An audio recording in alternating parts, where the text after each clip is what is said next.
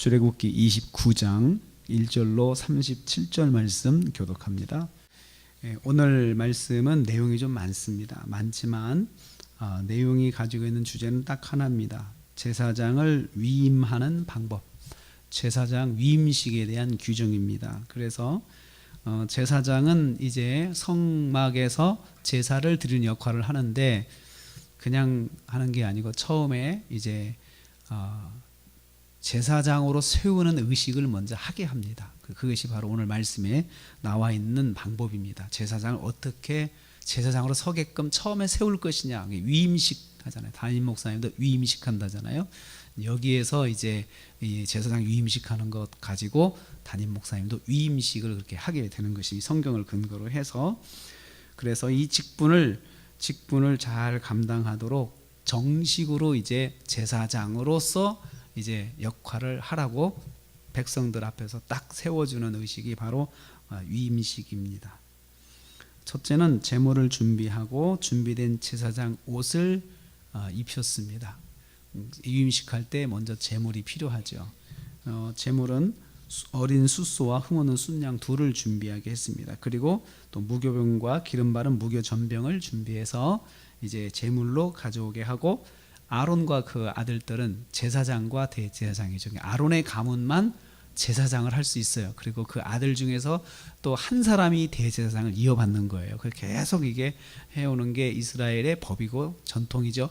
이게 성경의 말씀이죠. 아론의 가문에서 제사장이 이제 나오고 대제사장이 나오는데, 그들을 회막문 앞에 데려가서 물로 씻긴 다음에 목욕을 시킨 다음에 그 다음에 옷을 입혔습니다. 그래서 어제까지 준비한 제사장의 모든 복장들을 이제 거기 가서 다 입히는 거예요. 새 옷을 입히는 거죠.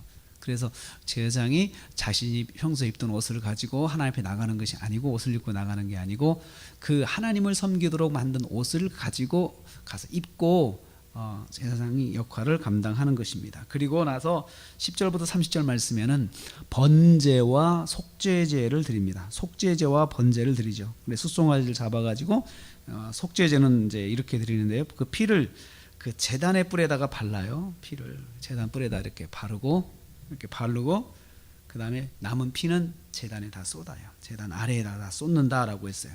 그래서 제단 밑에 다 피를 쏟아요. 피를 다 쏟아서 그런 제단 밑에 피가 막 흥건하게 이제 쌓이겠죠. 그리고 이 제단 뿔에다가 이렇게 피를 바르는 것은 이거 일종의 씻는 작업에 이렇게 씻는 거죠. 이렇게 맨 뒤에 가면은 맨 뒤에 37절에 이렇게 말했어요. 제단을 위해서 속죄하라 그래요. 제단이 여러분 무슨 죄가 있습니까? 제단이 사람처럼 죄 짓는 거 아닌데 왜 제단을 위해서 속죄하는 거예요? 제단 자체를 위해서 속죄제를 이렇게 드리는데, 그게 뭐냐면 제단 뿔에다가 피를 바르고 그 다음에 제단 밑에 피를 다 쏟아서 피가 흥건하게 해서 피로 다 덮는 거죠. 일종의 이렇게 뿔에다 바르는 것은 대표적으로 뿔을 씻는 거예요. 제단 전체를 씻는 거죠. 제단이 왜 죄를 져요? 제단이 왜 부정해졌어요? 왜 속죄제를 드려요? 이것은 참 정말로 중요한 말씀입니다. 제단이 죄를 짓는 것이 아니고, 제단 주변에 있는 제단이 항상 이스라엘 백성의 중심이잖아요. 성전에서, 성막에서 이스라엘 백성들이 범죄하거나 그 다음에 그 제사장이 범죄하면 그걸로 끝나는 게 아니고, 이 범죄의 영향력이 제단까지 부정하게 만드는 거예요. 제단까지. 그러면은 그게 왜 그렇게 됩니까? 출애굽기 19장 6절 7절 말씀에 그 시내산에서 이스라엘 백성들이 하나님과 언약식을 해요. 다 언약식을, 전체가 언약식을 해요. 그래서 이제 이 모든 말씀은 이 모든 이스라엘 백성들이 이 규정을 지키도록 약속하는데, 어기면 한 사람이 어기면 다 어기는 거와 똑같은 거예요. 왜냐하면 이 약속의 공동체이기 때문에.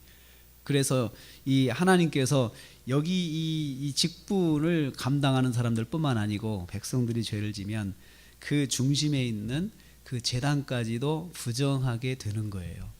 제단이 죄를 짓는 게 아니고 그 백성 중심에 있는 제단까지도 부정하게 영향을 받는 것이에요. 그래서 한 사람이 범죄를 하면 그 범죄의 영향력이 주변에 있는 사람들까지 또 미치는 거예요. 그게 그래서 왜 그러냐면은 약속을 한 사람만 한 것이 아니고 전체가 약속을 하나님과 했기 때문에 한 사람이 이제부터 범죄를 하면은 하나님 앞에 모두가 범죄를 하는 거예요. 그래서 그 영향력이, 죄의 영향력이 제단에까지 미치게 되는 거예요. 그래서 항상 속죄제를 드릴 때는 제단 뿔도 씻어요. 항상. 앞으로 계속 그렇게 합니다. 이제 성경을 읽다 보면 그 제목이 그런 부분이 계속 반복될 것입니다. 그래서 이 속죄제는 제물을 다 태웁니다. 먹을 거 없어요. 다 태워서 제를 만들어요. 그리고 이제 순양을 잡아가지고 제단 위 주위에 또 피를 뿌려요. 주위 뿌리고 순양을 제단에서 또 불살라왔어요. 그래서 번제로 18절에 드렸고요. 그 다음에 순양의 피를 또 가져다가 제사장의 귀 오른쪽에 바르고 엄지 오른손에 바르고 엄지 오른쪽 발가락에 바르고 남은 피를 제단에 발라. 이건 뭡니까? 이 피로 제사장을 또 씻는 거예요. 이렇게 씻는 거죠. 다 이렇게 씻는 거예요. 상징적으로 뿔에 바르는 것처럼 사람도 부정해지니까 사람한테는 그냥 피를 끼얹을 수는 없으니까 그렇게 해서 씻는 작업을 해요. 그래서 제사장도 피로 씻는 거예요. 제단도 피로 씻는 거예요. 우리가 찬양한 것처럼 보혈로 씻는 거예요.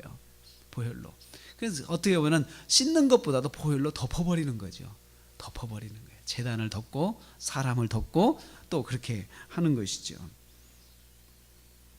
이렇게 해서 하나님 앞에 섬기는 사람이 온전하게 속죄제를 드리고 제단도 이 도구도 다 거룩하게 해서 하나님 앞에 섬기라는 거예요. 하나님 앞에. 하나님은 얼마나 거룩하신 분이신지 우리 하나님의 그 품성을 여기서 깨달아야 돼요. 하나님은 정말 깨끗하신 분입니다. 죄에 대해서는 아주 조금이라도 용납하지 않으시는 분이에요. 제사장이라도 대제사장이라도 하나님께 섬기는 모든 도구라도 다 깨끗하게 정결하게 하나님 앞에 드려지고 또 그걸로 하나님 섬겨지기를 원하시는 거예요. 사람들. 그래서 제사장이 날마다 하나님 앞에 나와서 그렇게 속죄제 번제를 드리고 제단도 깨끗하게 하고 그렇게 하고 나서 그 다음에는 이제 또 안에 성소와 지성소에 있는 기물도 마찬가지예요. 그렇게 깨끗하게 섬기기를 원하세요. 그 정결하신 하나님, 그 하나님을 제일 먼저 섬기는 제사장이 제일 깨끗하게 나가야 되는 것이에요. 그래서 본이 돼야 되는 거예요. 그런데 제사장이 만약에 범죄한다면 어떻게 되겠어요?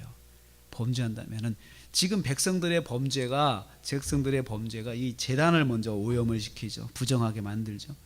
제사장의 범죄는 성소와 지성소를 또 오염시켜요. 성소와 지성소 안에 있는 기물들이 무슨 죄를 져요? 제사장의 범죄가 그 영향을 미치는 거예요. 왜냐하면 제사장이 다니면서 만지잖아요. 깨끗하고 정결하게. 그것이 하나님 앞에 우리가 나갈 때마다 그래서 회개하는 것입니다. 회개를 사람들은 싫어합니다. 죄를 회개하는 것 부담스러워하는데 왜냐하면 하나님이 너무 정결하시기 때문에 그분 앞에 나갈 때는 우리도 회개하고 나가야 되는데 예수님의 보혈의 피로 우리를 덮어서 우리가 죄를 용서받는 것이에요. 우리가 죄가 없어지는 게 아니고 죄를 덮으시는 거예요. 피로. 그것이 바로 은혜라 이야기하나요. 은혜로 덮어주세요. 죄가 없어지는 게 아니고 덮어서 가리는 거예요. 그게 바로 속죄제와 또 번제에서 피를 제단에 쏟고 피를 바르는 의식이 가지는 그런 의미입니다. 오늘 하루 시작합니다. 하나님 앞에 우리가 항상 깨끗하게 제사장이 머리에 여호와께 성결이라고 쓴 것처럼 우리는 하나님 앞에 그런 정결한 삶을 살아서 오늘 하루도 승리하시는 저와 여러분 되시기를 주님의 이름으로 축복합니다.